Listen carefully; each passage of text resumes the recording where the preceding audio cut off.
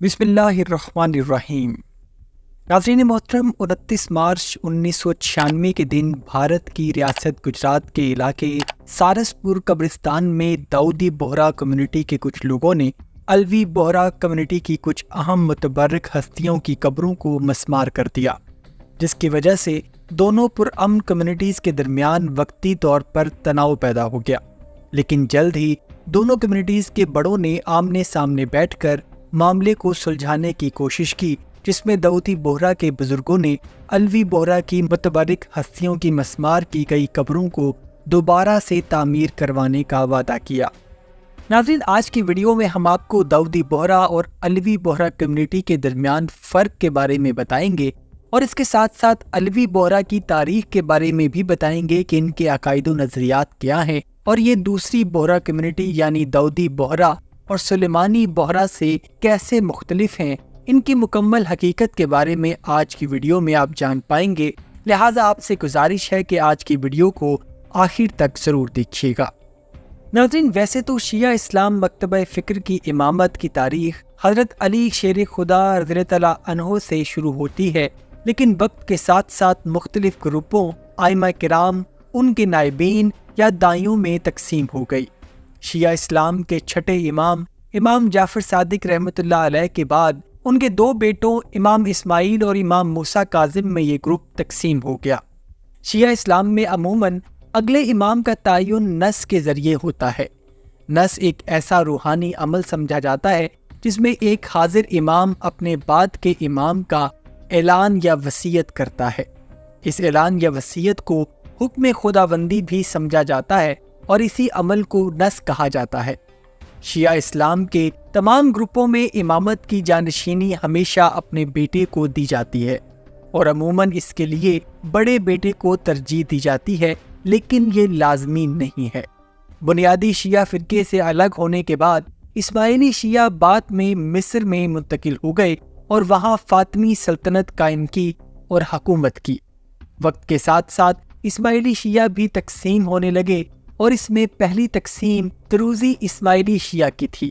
नाज़रीन, अगर आप दरूज़ी शिया के बारे में तफसील से जानना चाहते हैं तो हमारे चैनल पर इसकी एक तफसीली वीडियो भी मौजूद है, जिसका लिंक आपको डिस्क्रिप्शन में मिल जाएगा। इस्माइली शिया के इमाम मुस्तंसर बिल्लाह के इंतकाल के बाद उनके दो बेटे मुस्ताइली और निज़ारी सल्तनत की जानशीनी की खातिर आपस में लड़ पड़े। इसी लड़ाई में निज़ारी को शिकस्त हुई और वो ईरान मुंतकिल हो गया। इसके बाद उसने अपना एक अलहदा निज़ारी शिया फ़िरका बनाया, जिसको आजकल हम आगा खानी भी कहते हैं। जबकि मुस्ताली ने मिस्र में फातिमी हुकूमत को संभाल लिया और एक अलहदा फ़िरका मुस्ताली शिया के नाम से बन गया। मुस्ताली के बाद उनका बेटा अल आमिर बी अहकमुल्ला 1101 में इमाम बना और फातिमी हुकूमत का खलीफा मुकर्रर हुआ। और फिर जब 1130 में आमिर बी अहकमुल्ला का कत्ल हुआ तो उसका बेटा अल तैयब अबुल कासिर सिर्फ 2 साल 7 माह का था और तारीख का हिस्सा है कि उसको निज़ारी फ़िरके के जंगजुओं ने कत्ल किया। क्योंकि अल तैयब अभी बच्चा था तो सल्तनत के अमूर को संभालने के लिए आमिर बी अहकमुल्ला के कज़न अल हाफिज को सल्तनत का कायम मुकाम खलीफा बना दिया जाता है कि जब तक अल तैयब जवान ना हो जाए। लेकिन ठीक 2 साल के बाद 1134 में अल हाफिज न सिर्फ अपने आप को फातिमी सल्तनत का खलीफा बल्कि मुस्ताली शिया फ़िरके का इमाम डिक्लेयर कर देता है। नाज़रीन, इससे आगे की तारीख के 2 रुख हैं। एक रिवायत यह है कि तकरीबन 5 साला इमाम तैयब को उनके चाहने वालों ने अल हाफिज से बचाने के लिए छुपा दिया था और उनके मुताबिक वो पर्दा गैबत में चले गए हैं। और बोहरी शिया का अकीदा भी यही है और वो ये भी गुमान करते हैं कि एक दिन वो वापस आएंगे और फातिमी सल्तनत को दोबारा से कायम करके पूरी दुनिया पर दीन इस्लाम का गलबा हासिल करेंगे। जबकि दूसरी रिवायत के मुताबिक वो इंतकाल कर गए हैं या कत्ल कर दिए गए हैं और उनके बाद अल हाफिज ही मुस्ताली इस्माइली शिया के इमाम बने। और इसी दौरान एक और फ़िरका हाफिजी इस्माइली शिया भी कायम हुआ, जिसने फातिमी सल्तनत की बाग दौड़ संभाले रखी। इसके बाद सुल्तान सलाहुद्दीन अय्यूबी ने फातिमी हुकूमत को ख़त्म कर दिया और इसके साथ ही साथ हाफिजी इस्माइली फ़िरका भी ख़त्म हो गया। दूसरी तरफ इमाम तैयब जो छुपा दिए गए थे, उनके चाहने वाले मिस्र से हिजरत करके यमन में आ गए। यमन की मलका अरवा अल सुलाही के हुक्म से इमाम की गैबत के बाद दाई को नामजद किया गया। ये दाई एक तरह का नायब था जो इमाम की गैर मौजूदगी में मुस्ताली इस्माइली शिया के तमाम अमूर संभालता है, और इस लिहाज से यमन की मलका अरवा अल सुलाही ने सबसे पहले ज़ुएब बिन मूसा को 1134 ईस्वी के बाद मुस्ताली इस्माइली शिया का पहला दाई मुतलिक बना दिया, और इसी वजह से यमन की मलका को उस वक्त की फातमी सल्तनत मिस्र के साथ सफारती ताल्लुकात को भी ख़त्म करना पड़ा। ताहम उसने इमाम तैयब के पैरोकारों का साथ देने का फैसला किया, और ये फ़िरका बाद में तैयबी मुस्ताली इस्माइली शिया कहलाने लगा।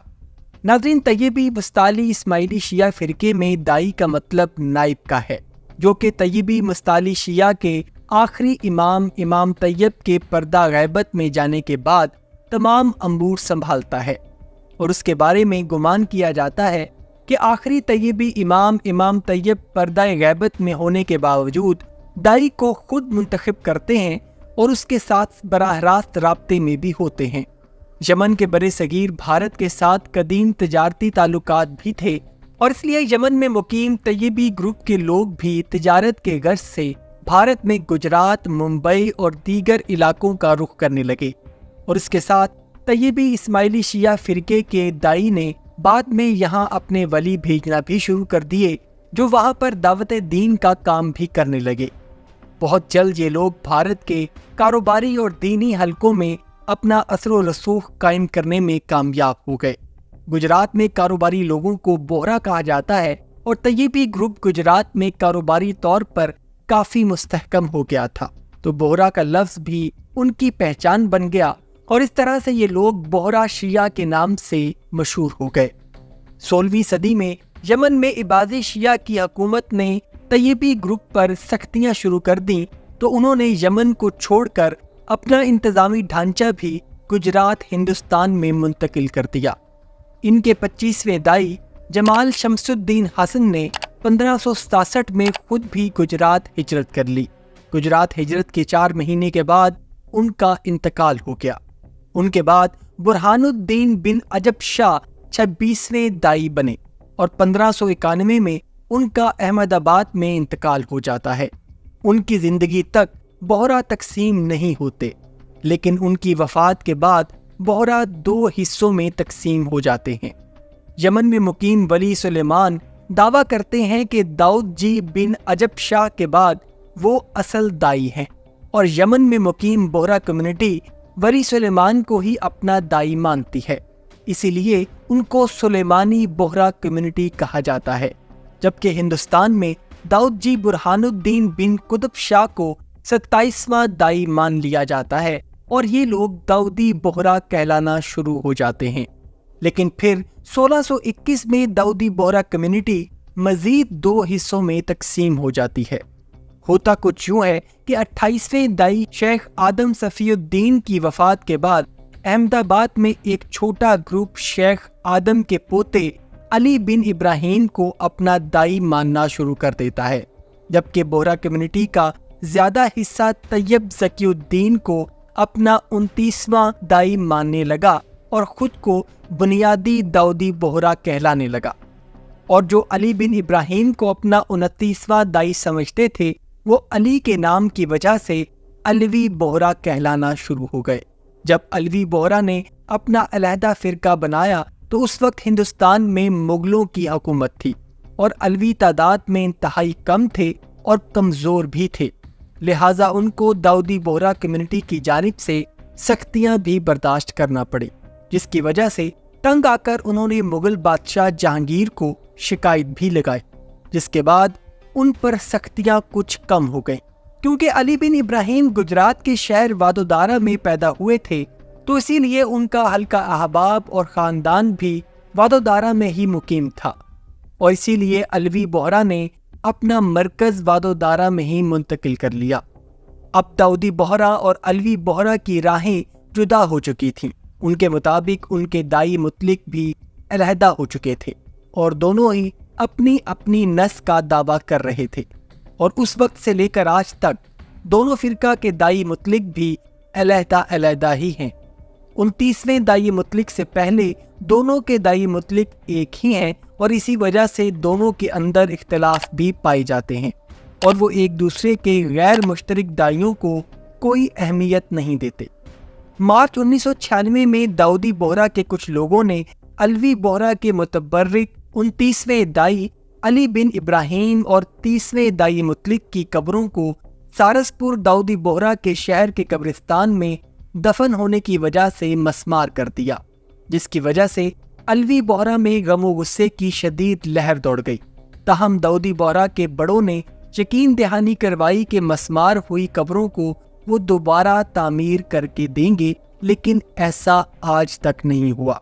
जबकि दूसरी तरफ अलवी बोहरा का कहना है कि वो अपनी मुतबर्रिक हस्तियों के साथ हुए इस जुल्म को अभी तक भूले नहीं हैं। अलवी बोहरा आबादी में बहुत कलील हैं और एक अंदाजे के मुताबिक अलवी बोहरा की कुल तादाद सिर्फ 8000 पर मुश्तमिल है, लेकिन कारोबार में इनकी गिरफ्त बहुत ज़्यादा मजबूत है, जिसकी वजह से वो भारत में अपना एक अहम मुकाम रखते हैं। जबकि उनके मुकाबले में दाऊदी बोहरा की तादाद 10 लाख से भी ज़्यादा है। और आपको ये भी बताते चलें कि अलवी बोहरा भारत की चंद बड़ी बिजनेस कंपनीज को भी ओन करते हैं। अलवी बोहरा के मौजूदा दाई 80 साला सैयदना अबू सईद अल खैर ज़कीउद्दीन हैं, जो इस वक्त अलवी बोहरा कम्युनिटी के 45वें दाई मुतलिक हैं और वादोदारा गुजरात में मुकीम हैं। अलवी बोहरा अहम मजहबी इज्तिमात, नमाज जुमा, ईदैन, मुहर्रमुल हराम के जुलूस वगैरह में बढ़ चढ़ कर हिस्सा लेते हैं। अलवी बोहरा अपनी मखसूस लिबास की वजह से आसानी से पहचाने जाते हैं। मर्द हजरात सफ़ेद रंग के कुर्ता शलवार या पजामा पहनते हैं और सफ़ेद रंग की टोपी जिस पर सुनहरी कशीदाकारी हुई होती है उसको अपने सर पर पहने रखते हैं। ख़वातीन का मखसूस लिबास रिदा कहलाता है और इसके 2 हिस्से होते हैं। ऊपर वाले हिस्से को पर्दी या स्कार्फ कहा जाता है और नीचे वाले को घाघरो कहा जाता है। नाज़रीन, अगर आप भी अलवी बोहरा कम्युनिटी के बारे में मज़ीद कुछ जानते हैं तो हमें कमेंट सेक्शन में ज़रूर बताइएगा। अपना बहुत सा ख्याल रखिएगा। अल्लाह हाफिज़।